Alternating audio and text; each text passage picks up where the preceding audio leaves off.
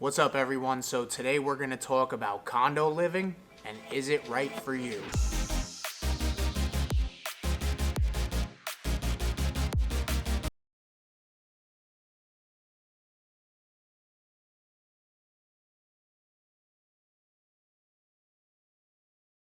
First time here, welcome to the channel. If not, welcome back. On this channel, I cover anything and everything related to moving to or relocating to Fort Lauderdale and the surrounding areas. So make sure to hit that subscribe button down below. And yes, I am a licensed real estate broker in the state of Florida. So that number that you see popping up right now is how you can get a hold of me. Call, text, or email any time of day, any time of night, not at 3 in the morning. I'd love to answer your questions, and if you have plans on relocating down here to Fort Lauderdale or anywhere in South Florida, I'd love to hear from you. Now, I do often get questions about condos and condo living here in Fort Lauderdale, being that, well, you know, South Florida, when you think of it, you think of the high-rise condos on the beach. So I'm gonna dive into the different types of condos that you're gonna find out here and the pros and cons of living in them. So with that, let's go. So just to define what a condo actually is, it's a residential unit similar to an apartment that you own the unit and you share ownership of the amenities. So this is not like a co-op. A co-op is where, you know, there's a bunch of shareholders and you buy into the building itself. You own basically a portion of the building, but you don't actually own your unit. We're not going to be talking about co-ops. We don't really have too many of them down here. That's going to be more of a New York City type of thing, but we're going to be just talking about condos. So as far as condos go, you have your typical high-rise that you would see on the beach or in a downtown area with a lot of amenities, and because of that, the association fees are usually a little bit higher, especially if you're on the beach or in a downtown area, something where, you know, location makes a big difference. The next condo you're gonna find is gonna be your smaller condos that are maybe only 3 or 4 stories tall. You're gonna find them everywhere. You know, you will find some near the beach, near downtown, and basically just throughout the city and the suburbs. So these are gonna be your most common condos that you find. They kind of just look like apartment buildings. And then the next condo, which we're really not going to talk too much about because this is a whole video on its own, is condotels or condo hotels, which is going to be your Four Seasons, Ritz-Carlton, stuff like that. So essentially you'd be buying a unit in a hotel and your condo is going to look just like a hotel room. And that type of product is really good for somebody who wants it as a second home, and then maybe only a few months out of the year you live there, and then when you're not living there, the hotel manages the property for you and rents it out just as if it was a hotel room, and you split the profit with them 50-50. Now there's a whole bunch of rules and blackout dates and stuff with that, so I'm not going to go into that today. We're just going to be talking about regular condos.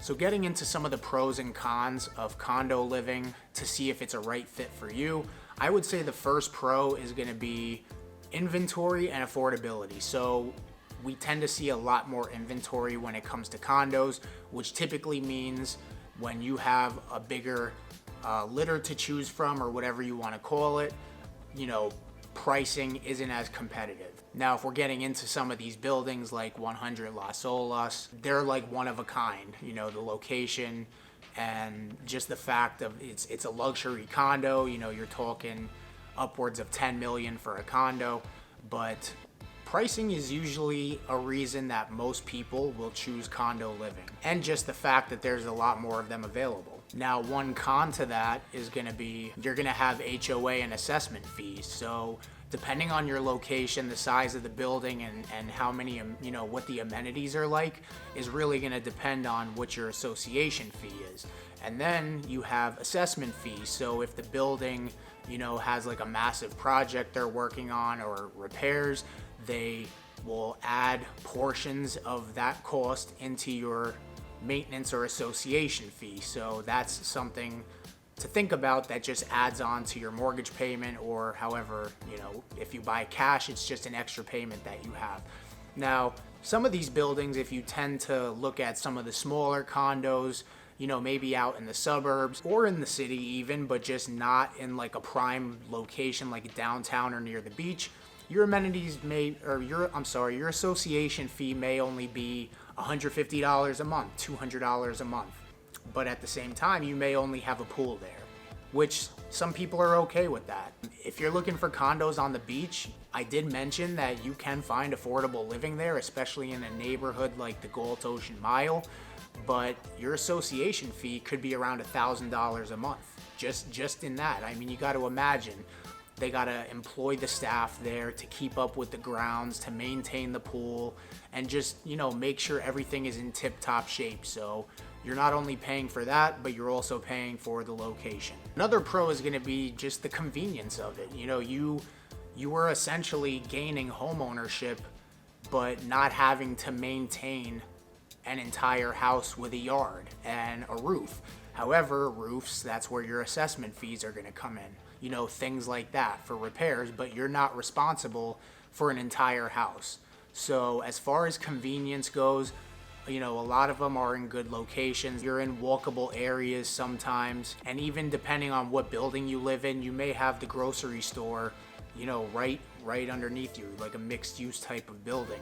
If you're in one of those smaller condos, it may not be as convenient as far as the location goes, but you still have the convenience of not having to maintain a yard or worry about stuff like that. Now, one of the downsides to that, another con, is going to be you're going to have neighbors.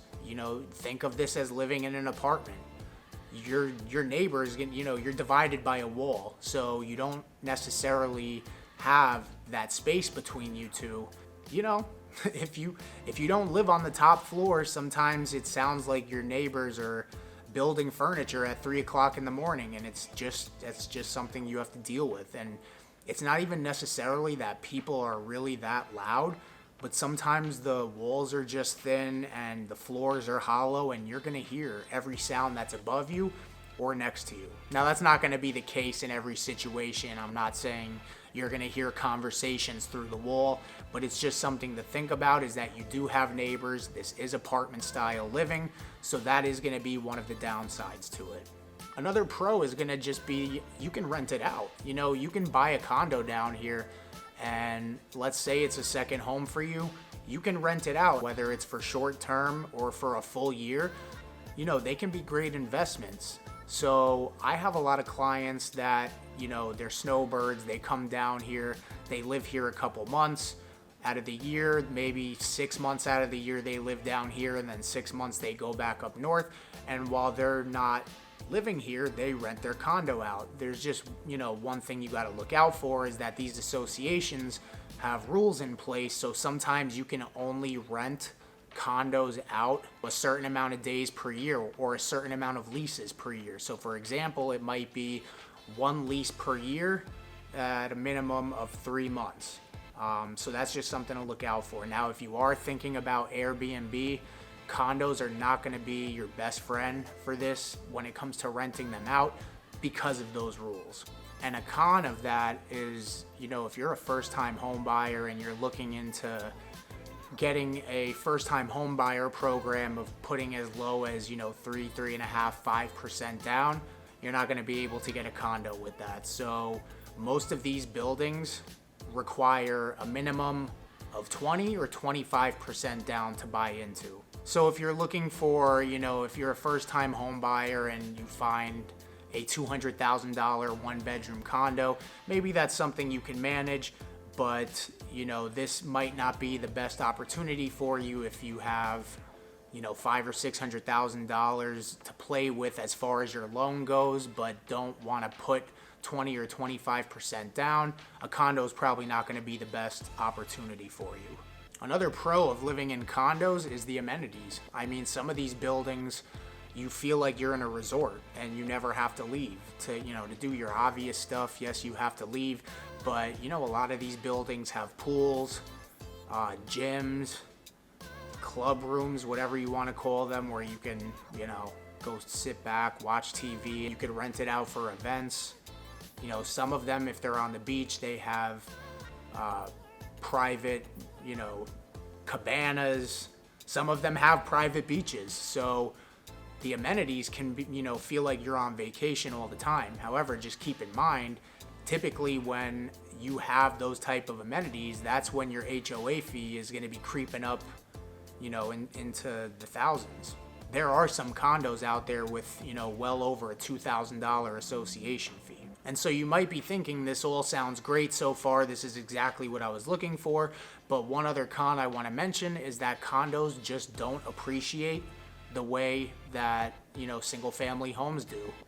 I mean, you have to kind of look at the downsides of a condo. The fact that there is an abundance of inventory can be a great thing when it comes to buying it, but when it comes to selling it, it's not the greatest thing because there's a lot to choose from. So that, coupled in with the high association fees and the fact that you have to put a minimum of 25% down, there's just a reason that there's so many available.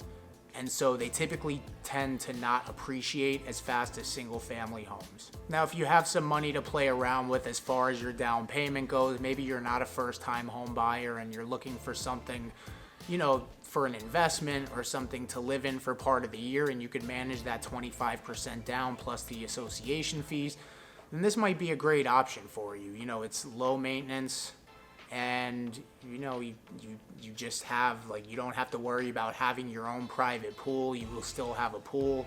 It could be a good option for you if you're a first-time home buyer and you're really relying on that first-time home buyer program or an FHA loan, which doesn't really work too well with condos, and you want to put only 5% or 10% down. Condo's not going to work out for you. So I hope this was helpful. In the meantime, if there's something I didn't mention that you have questions about, please leave it in the comments.